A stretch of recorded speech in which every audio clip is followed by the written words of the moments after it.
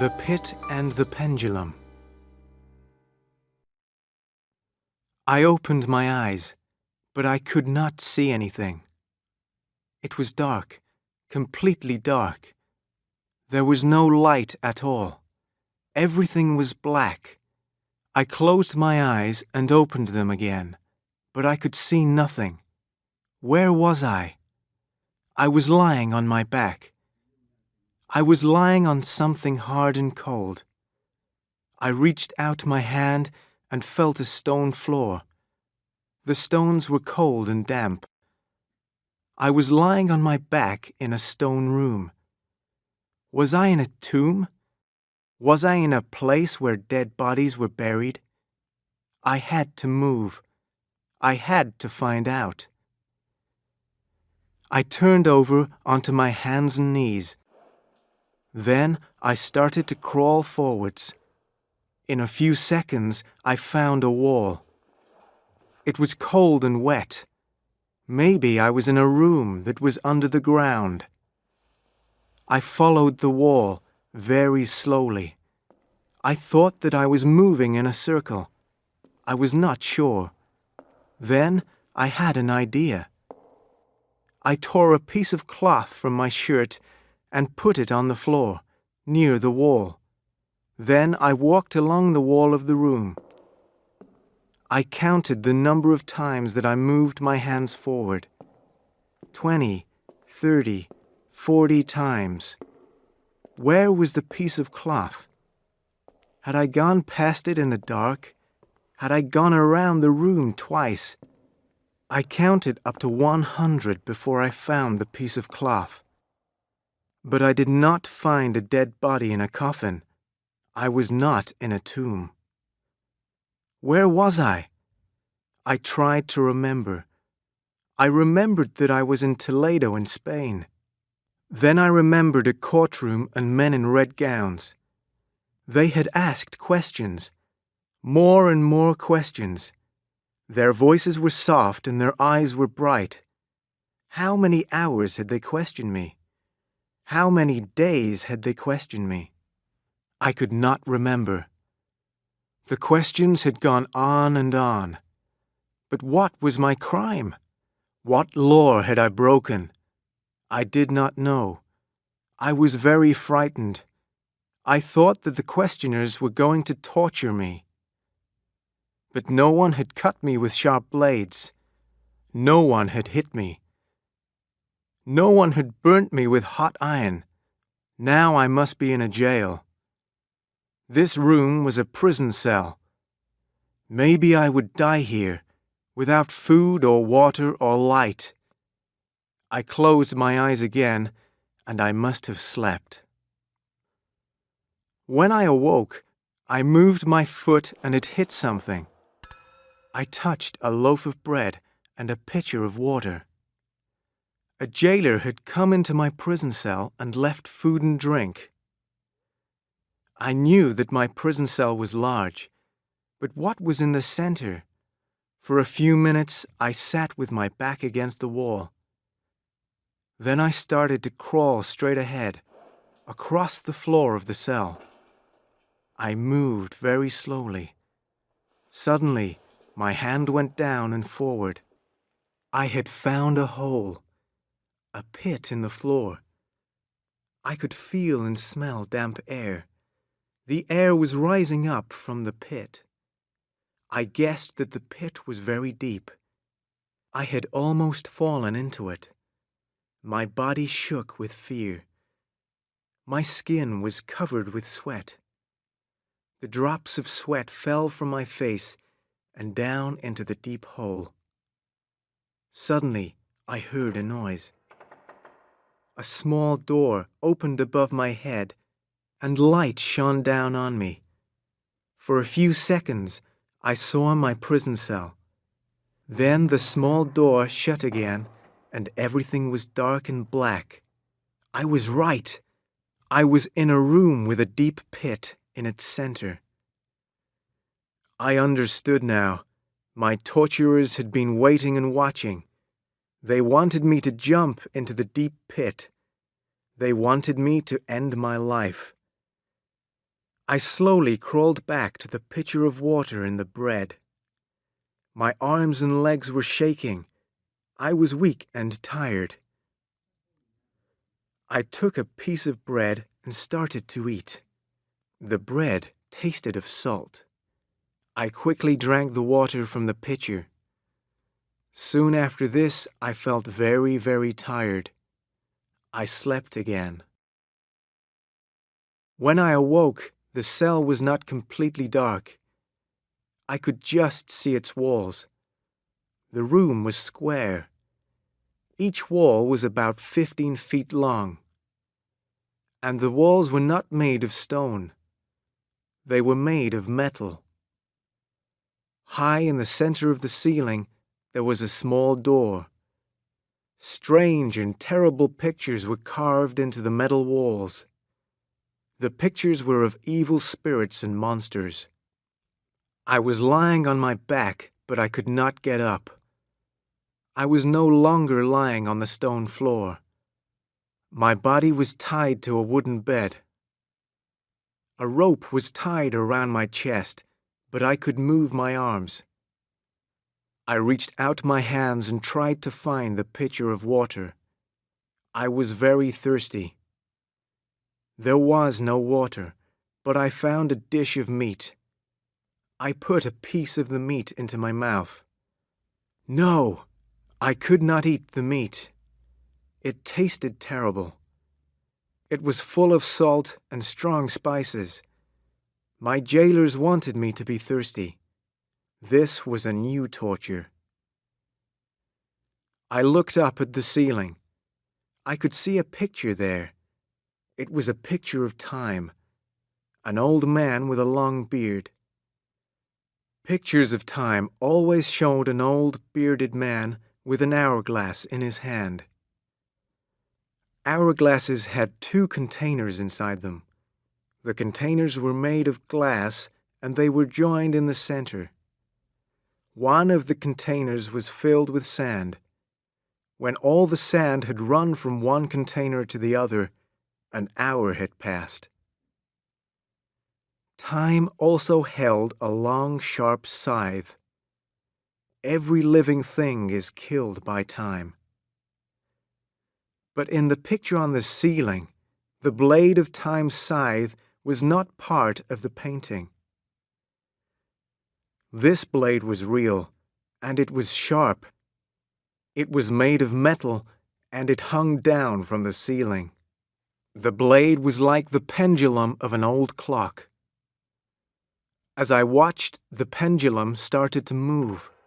It moved slowly, backward and forward. Suddenly, I heard a noise beside me. It was the sound of many small animals running on hard ground. Then I heard high, sharp cries. Rats! There were rats here in the cell. They had climbed out of the pit. Several large black rats ran across the floor toward my wooden bed. I moved my arms and shouted. I tried to frighten them away. The rats looked at me with their red eyes. They opened their mouths, and I saw their sharp, pointed teeth. Were the rats going to be my next torture? I looked up at the pendulum again. It was moving more quickly now. As it moved backward and forward, it made a soft whooshing sound. Whoosh! The pendulum swung back behind my head, and I could not see it. Then it swung forward over my feet. Whoosh! As I watched, I saw that the pendulum was lower. Very slowly, the pendulum was getting closer to me. Now I saw the reason for the pendulum. This was how I was going to die. The sharp blade of the pendulum was going to kill me. But it was not going to kill me quickly. It was going to cut my body very, very slowly. The pain would be terrible. How many times was the blade going to cut my body? How long was I going to lie on the wooden bed? How many times was I going to scream as my blood ran onto the floor? One of the rats ran over my hand. I cried out and pulled my hand away quickly. The dish of meat was still beside me. The rats could smell the meat and they wanted it. Suddenly, I had an idea. I reached out my hand and took some of the meat from the dish.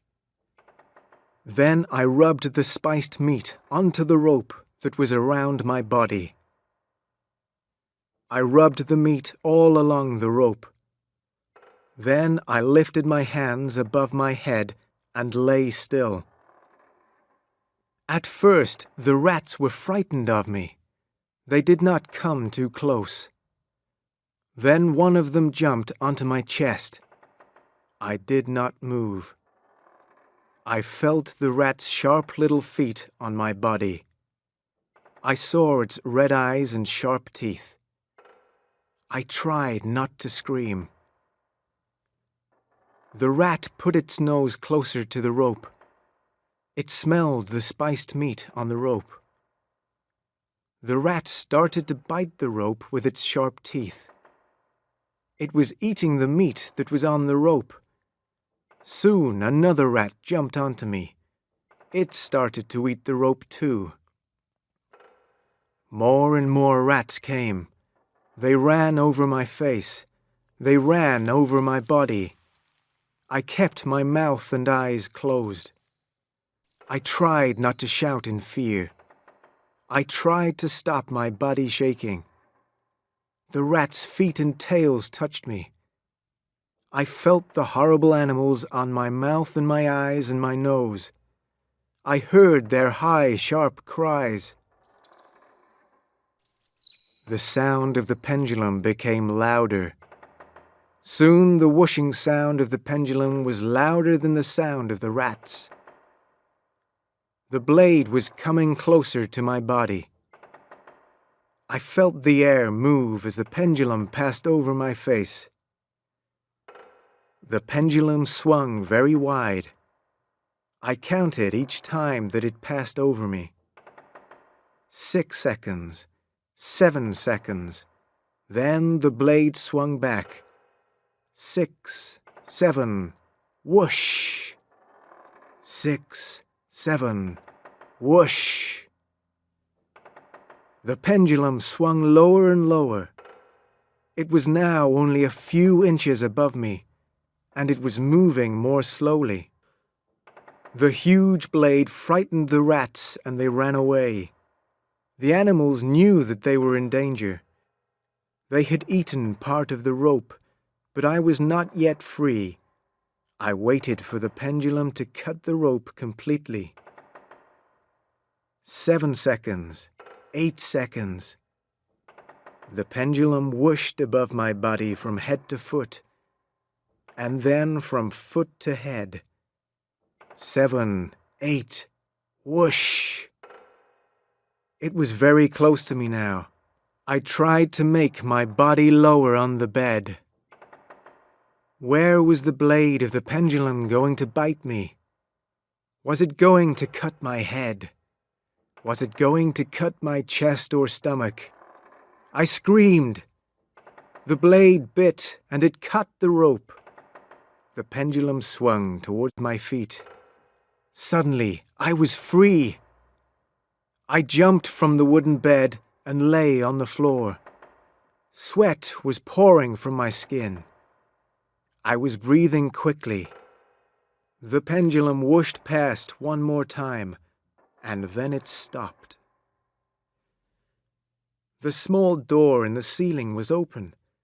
My torturers were watching.